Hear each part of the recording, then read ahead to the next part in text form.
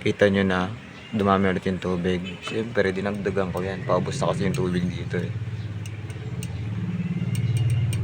So isang tips lang din guys, kapag inag finrat yung yung mga fins ng mga beta ninyo, pakainin nyo lang ng kitikite.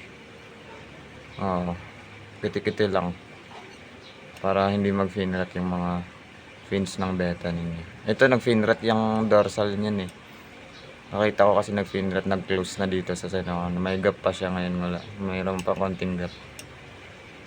Nakaraan kasi gap na gap talaga niyan eh. Pinakain ko ng kitikite. Ayan, balik ulit, diba? Tapang oh.